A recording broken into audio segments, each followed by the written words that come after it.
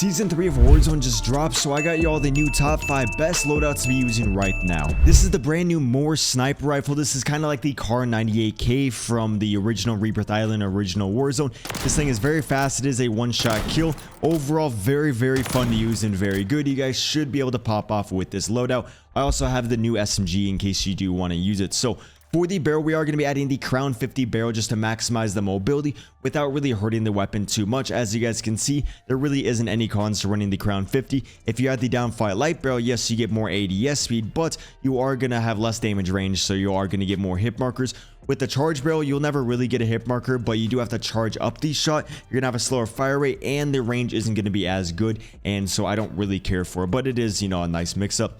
Then for the laser, we do have the Razor Hawk Laser Light. This is just going to maximize that handling, allowing you to pop shot when needed. Since this thing already is a one shot, you don't really need to increase the damage range even more. You just need to increase the mobility. But if you are getting a lot of hit markers, you could take off the laser, go over to the ammunition, add the explosive slug or the anti-material. I would just use them both and use the one that you like the most. Overall though, I usually like the laser.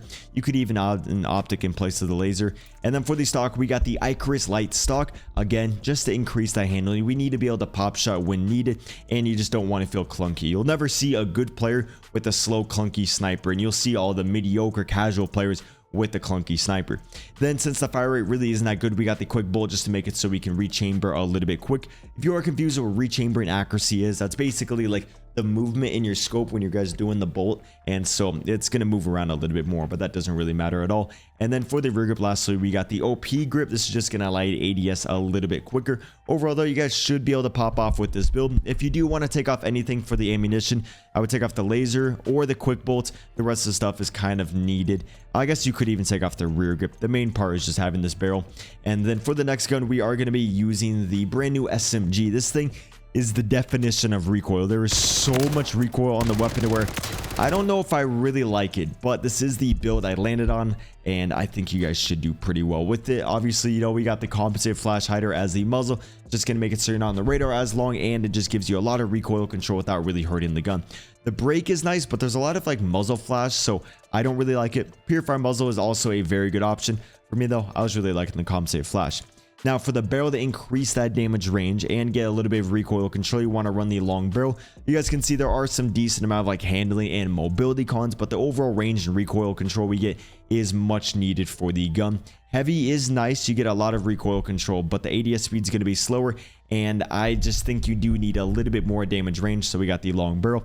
I wouldn't be surprised even if I took off the barrel and then added maybe like the Chimera under barrel. This is a brand new one, you guys might like this one. The meta is going to change as time goes on, but these are very good classes to be using right now.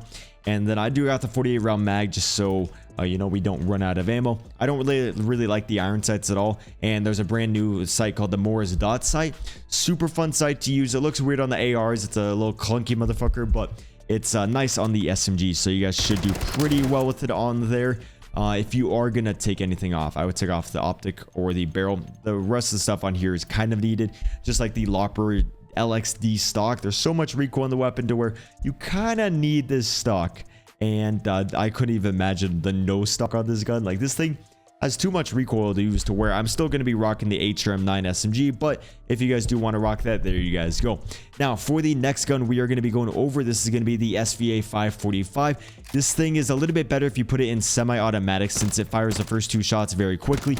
You can take down the enemy pretty quickly if you have it on the semi-auto, and it reduces a lot of that recoil. That being said, we still are running the sphere of fire just to maximize recoil control and damage range, allowing you to kill the enemies at longer ranges. Yes, we have a slower handling, but this is the primary, so it's not going to matter too much. Same reasons go for the precision barrel. It's going to increase that damage range. We also get that recoil control without really hurting the weapon that much. You guys can see those pros definitely outweigh those cons. Then for the next attachment, we do got the Coriolis Eagle Eye. I think that's like the best scope for the gun. You guys can use whatever else you want though. Like maybe if on Rebirth Island, if you don't really find the scope being helpful, you can use something else that will allow you to use the weapon a little bit more versatilely. I know I said that word wrong. If you are going to use it up close and things, I don't really recommend having semi-automatic. Semi is just good at long range.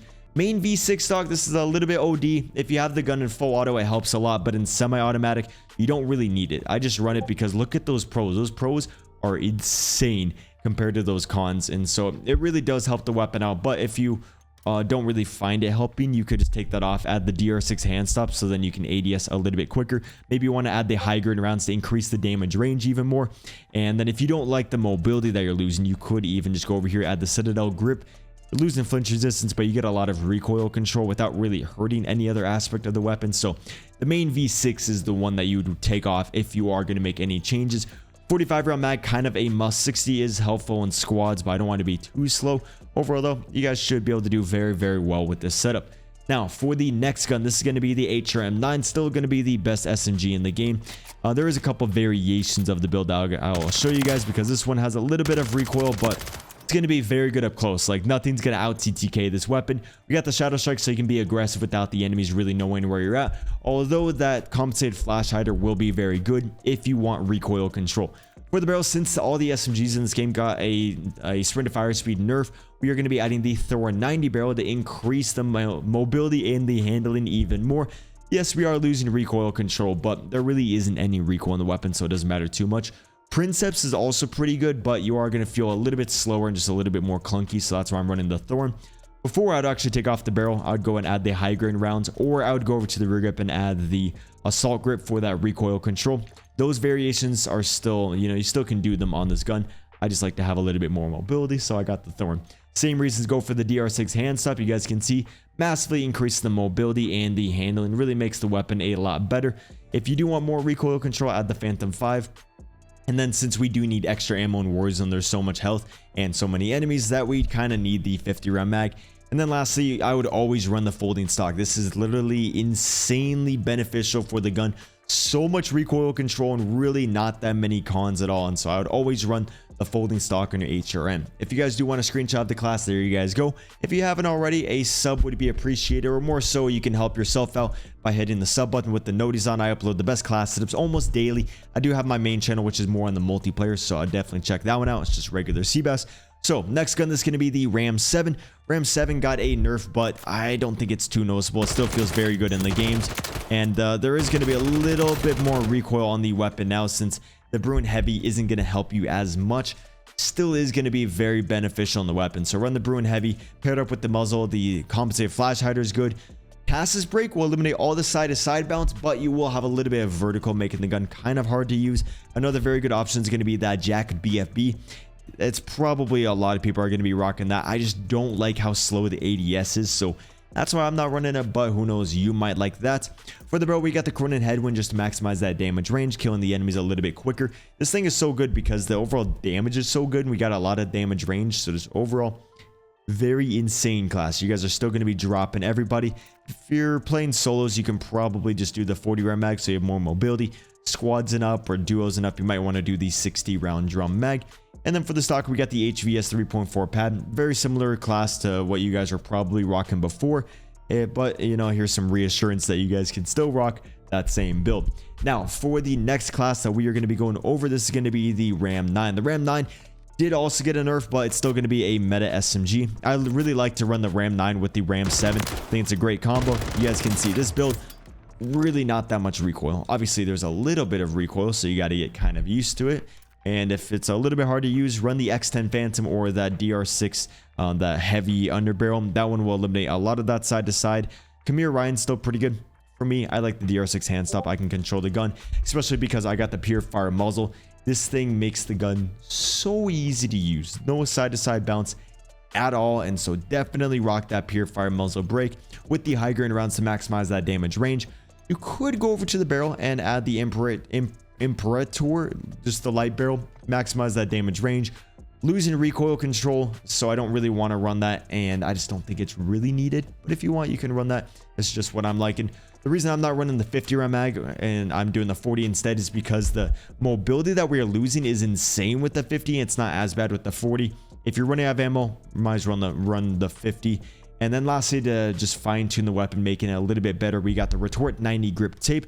It gives you that fire aim and stability, and the gun kick control. Those two things are like the most important stats to like increase that recoil control. And then we just get base recoil control as well, with only losing a little bit of our aim and auto stability, which isn't going to really impact you too much. Overall though, this is my favorite build for the weapon, and I hate when it does that. For the last setup, this is going to be the Striker 9. This thing is insanely underrated. I don't know why more people don't run it, even though I did miss my shots right there. I just slipped, but just this thing, so easy to use, insane time to kill, and so much mobility, allowing you to really move around the map like Usain Bolt. So we got the compensated flash hider, obviously best muzzle in the game, keeps you off the radar, recoil control, doesn't really hurt the weapon.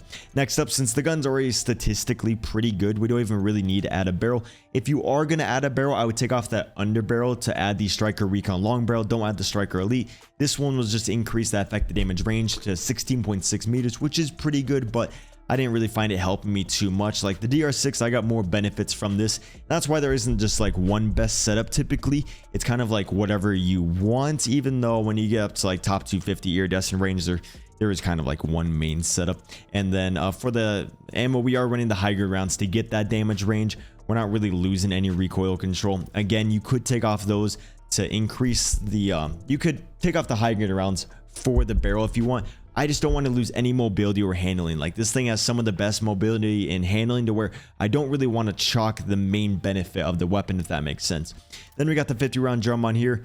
You can run the 50 or the 40. The fire rate's just so fast. I was flying through ammo to where I kind of needed the 50, but 40 is also pretty good. Just run whichever one you want.